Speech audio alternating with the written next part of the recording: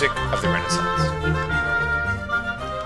The Renaissance era retained many of the musical traditions and genres of the Middle Ages, such as Gregorian chant and hymns.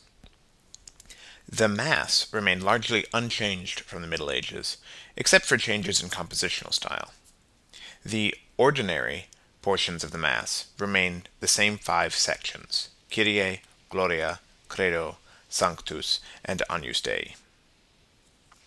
Polyphonic masses, especially from the early 16th century, were based on pre-existing Gregorian chants, called the cantus firmus, or fixed melody. The cantus firmi served to unify the music and support the dense and florid counterpoint. Eventually, some composers used popular tunes as the basis for masses. Some of these tunes were very bawdy or racy, and caused much controversy in the church. The motet in the Renaissance underwent a great evolution and became a strikingly different piece from its medieval counterpart. You will recall that the medieval motet was a polyphonic, polytextual, a cappella piece, which could be sacred or secular, and had texts in French, Latin, or both languages.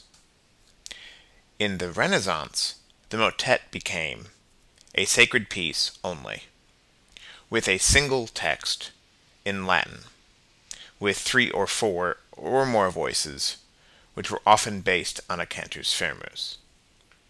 One of the major composers of the motet in the Renaissance was Josquin des Près.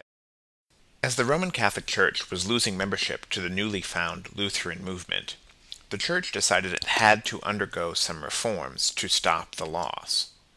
The Vatican formed a committee of cardinals called the Council of Trent, or the Counter-Reformation, to discuss some of these aims.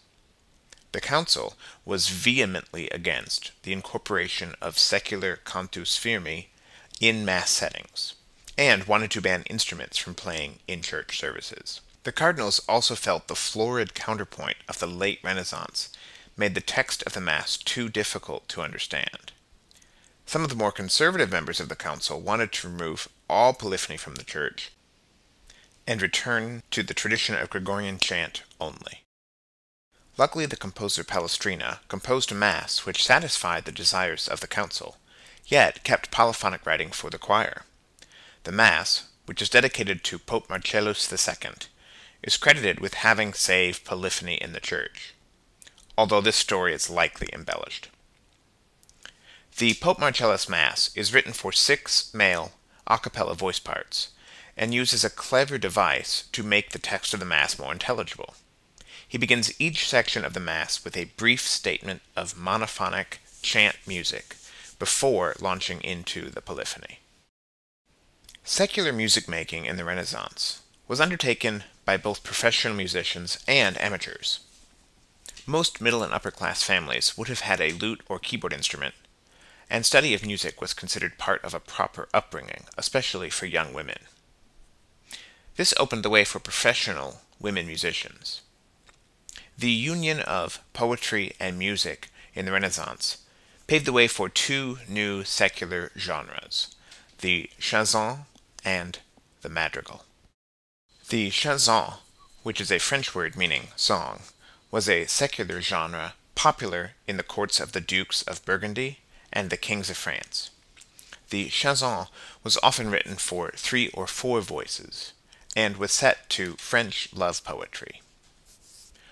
Early in the Renaissance, the chanson used a fixed form. Later in the era, the poetic forms became much more free. Other than the chanson, the other important secular vocal genre of the Renaissance was the madrigal. The madrigal was a secular polyphonic piece, usually for 4 or more voices, that incorporated florid Italian poetry. Madrigals often employed high emotion and word painting to represent crying, sighing, laughing, and even death. In fact, word painting is often the most recognizable characteristic of madrigals. Madrigals are generally performed by a choir a cappella. However, sometimes instruments would substitute for 1 or more voice parts. The madrigal evolved throughout the Renaissance. Early in the Renaissance, it was a piece for amateurs. In the middle and late Renaissance, the madrigal became a high art form that expressed a composer's most intimate thoughts and feelings through the use of chromaticism, high drama, and incredible virtuosity. By the end of the era, these pieces were so virtuosic that only professional ensembles could tackle a performance of one of these works. Claudio Monteverdi was the final major composer of the Italian madrigal in the late Renaissance and early Baroque eras. Monteverdi composed primarily for professional singers, including a famous ensemble of women musicians. His music features a large amount of word painting, as well as florid polyphony and highly ornamented melodic lines. In England, all things Italian were very fashionable, as evidenced by Shakespeare's frequent use of the Italian sonnet form. Italian madrigals were imported into England and translated into English, and were a huge success. Tastes eventually changed, and the English wanted locally composed madrigals with less serious subject matter. So the English madrigal was born. The English madrigals were often quite humorous, and incorporated nonsense words such as fa la la and hey nani nani. English madrigals, like their Italian counterparts, are written for 4 a cappella voice parts, and feature clever use of word painting.